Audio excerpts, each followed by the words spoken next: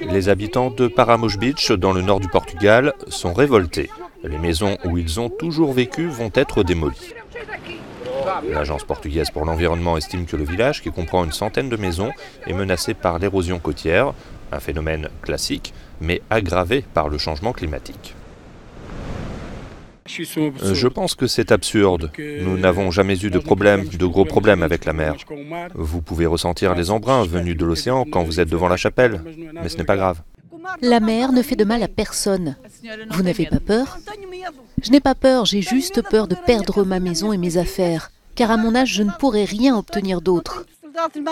Je ne partirai pas, même s'il me force à le faire.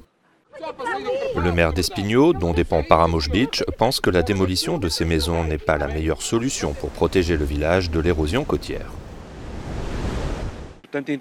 Nous pensons qu'en investissant dans la défense des côtes, dans de nouvelles techniques pour les protéger, notamment les techniques offshore, et en maintenant la population ici, nous renforçons la résilience de cette population et nous empêchons la mer de progresser de plus en plus.